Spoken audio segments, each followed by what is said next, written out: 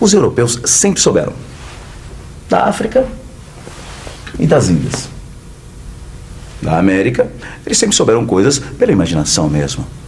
A chegada dos europeus na terra que hoje é a América foi, sem dúvida, o encontro mais surpreendente da nossa história. Para a gente entender melhor esse encontro, vamos falar justamente de um homem que foi a causa desse encontro: Cristóvão Colombo.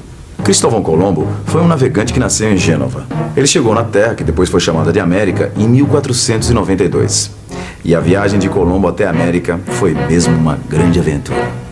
Apesar de ser um aventureiro, Colombo não era diferente dos europeus do seu tempo. Ele também estava em busca do ouro e acreditava na expansão da fé cristã pelas terras pagãs. Quem financiou a viagem de Colombo foi a Espanha. 1492. A Espanha é um país dividido em vários reinos cristãos. O mapa da Espanha mostra o que está acontecendo. No sul, há uma região dominada pelos árabes muçulmanos. As regiões mais ricas são Aragão e Castela, porque elas têm cidades com portos onde se desenvolvem atividades marítimas e comerciais. Com o casamento do rei de Aragão e a rainha de Castela, a Espanha se unifica. Os dois reinos unidos têm força para expulsar os árabes que durante 800 anos dominaram muitas regiões do país. E agora, a Espanha unificada tem dinheiro para financiar a viagem de Colombo. Mas, professora, e eles sabiam que estavam descobrindo um novo lugar? Obviamente que não. Eles viram aquelas pessoas todas pintadas, cheias de penas, falando estranho, quase nus, e meu Deus, o que é isso aqui? Obviamente que os povos que moravam aqui também na América se surpreenderam com isso, né? Meu Deus, que homens são esses, né? Tão grandões, com armas desconhecidas, com rouponas, esses negócios enormes aí que fica no mar, o que é isso? Então houve, obviamente, esse encontro, né, de culturas, esse encontro de povos, né? Pela primeira vez estavam tendo contato um com o outro. E o Colombo achou que estava chegando na Índia, né? Porque esse povo esquisito aqui só pode ser indiano, né? Porque esses indianos são tudo esquisito. Por isso que a gente vai chamar eles de índios, né? Porque eles só podem ser da Índia mesmo. A gente só pode ter chegado na Índia, que esse povo aqui tá estranho demais. E houve, né, esse primeiro contato, então, essa primeira descoberta. Na verdade, a América já estava aqui faz tempo, né, mas foram os europeus que descobriram a gente bem tarde, né, 1492. Enfim, ele chegou na parte onde hoje, né, a quesito de curiosidade, fica ali o México, tá, na América Central, lá em cima.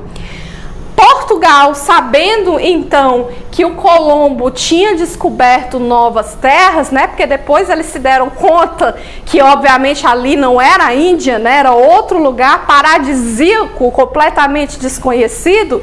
Eles ficaram com raiva, né? Mas também animados. Gente, nós não podemos deixar a Espanha passar de nós. Não podemos deixar a Espanha ganhar. A gente tem que fazer alguma coisa, né? Obviamente que houve muita disputa entre a Espanha e entre Portugal, porque cada uma das duas queriam ser melhores, queriam descobrir novas terras, queriam mais e mais e mais, né? E para acabar com essa disputa, para você ver que essa história do Brasil ter sido descoberto, o Cabral nem sabia onde é que ele estava, né, desorientadozinho, é mentira, né? Porque antes da chegada do Cabral aqui em 1500, Portugal e Espanha, para tentarem amenizar esses problemas, esses conflitos que estavam acontecendo, né, acabaram criando um tratado que eles chamam de Tordesilhas. É aquela linha que divide a América, né? Você já deve ter visto muito isso no Brasil, né? No mapa do Brasil, aquela linha lá que dividia, ó, A parte da esquerda fica para Portugal, a parte da direita fica para a Espanha. Até o Arnegada faz umas piadas com relação a isso aí, né? Porque se a gente for ver o Tratado de Tordesilhas, Espanha ficou com bem mais terra do que Portugal, né? Inclusive, boa parte do Brasil pertencia à Espanha. Mas, enfim, brincadeiras à parte, esse tratado foi importante, então, para tentar amenizar essas disputas que estavam havendo. Então, o rei de Portugal passou a incentivar também para que os navios, as caravelas, desviassem da rota já conhecida para tentar descobrir coisa nova. Ó, o rei deixou bem claro pro Cabral aqui, ó. Cabral, ora pois, se você encontrar aí qualquer coisa que tu achar diferente, que tu achar nova, é de Portugal, viu, meu filho? Você descobre aí qualquer coisa. Então, essa história de chegar, de dizer que o Pero Alves Cabral, quando chegou aqui no Brasil, ele estava encantado, ele pensava que tinha chegado na Ásia, nas Índias, né? Ele não sabia, né, que estava ali descobrindo um lugar novo. Ai, meu Deus, que inocência. É tudo mentira, tá? Porque o Cabral já foi aqui, ele partiu em 1500 para poder descobrir coisas novas mesmo. Talvez o Colombo realmente não soubesse que aquele lugar era novo, mas o Cabral já sabia faz tempo, né? Olha a comparação das datas, 1492, 1500, né?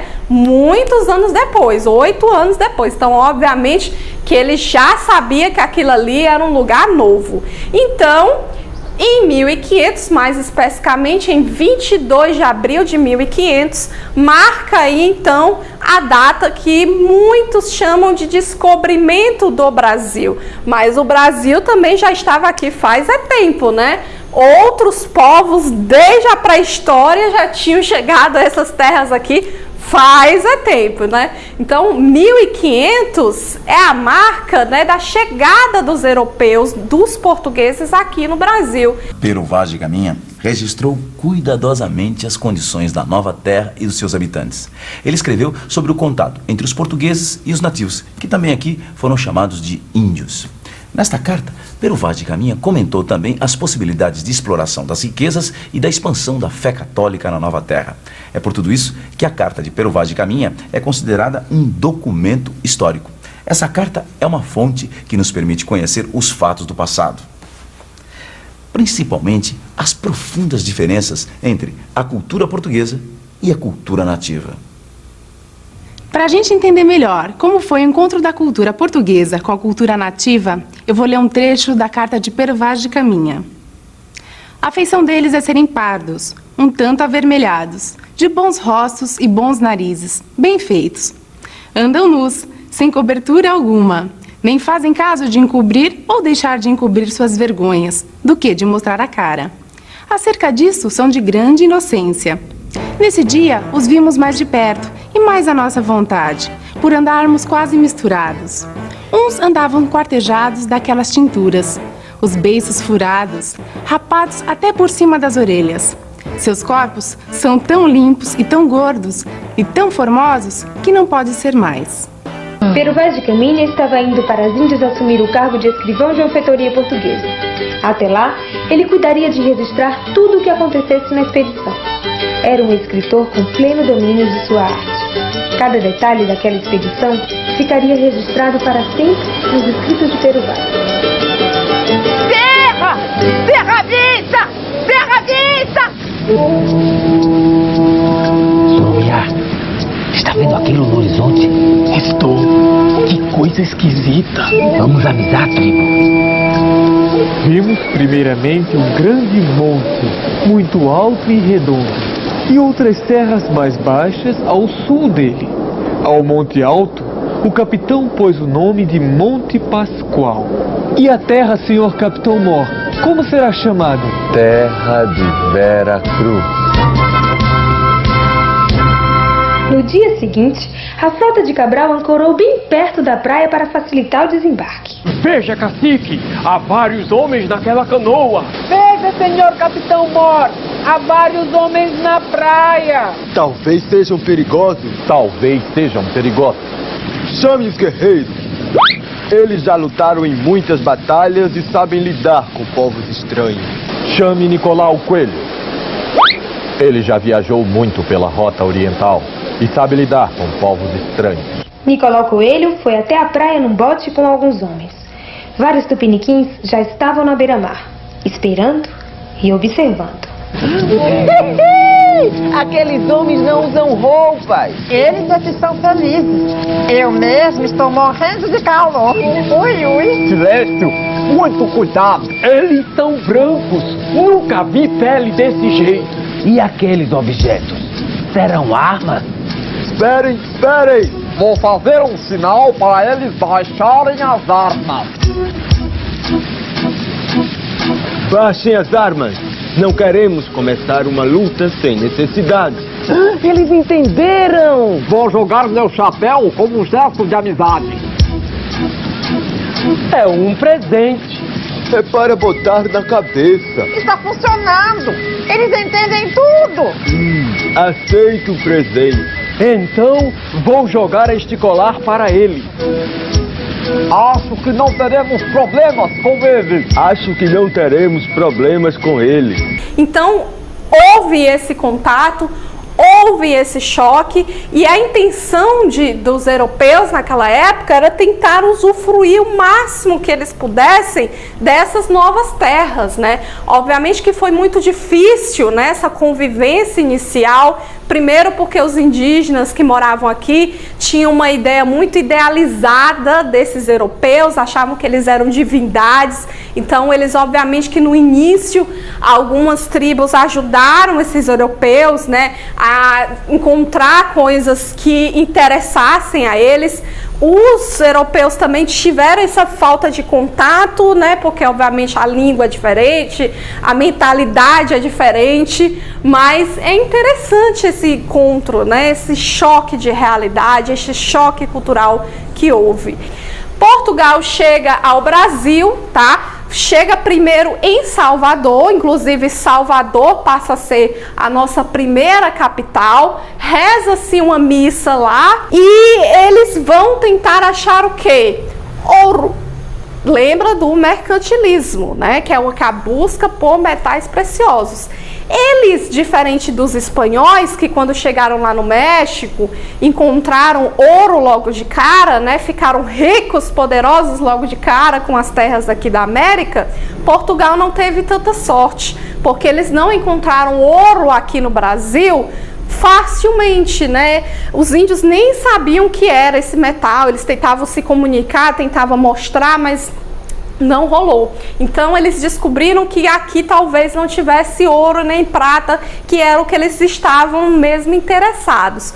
E encontraram uma coisa que podia ser legal para vender lá na Europa, que era uma madeira que saía um líquidozinho vermelho que poderia tingir roupas, né? Que se eles vendessem ia dar um lucro danado lá na Europa, que é essa madeira extraída da árvore chamada de pau-brasil, né, que inclusive iria nomear o nosso país no futuro, né? Então, nós encontramos essas terras aqui, beleza, vamos pedir para esses índios aí cortarem essas madeiras para nós e vamos levar o que a gente puder daqui, né? E então, o pau-brasil passou então a ser nosso primeiro produto exportador, ou seja, o que eles tiravam aqui do Brasil e que dava dinheiro lá na Europa.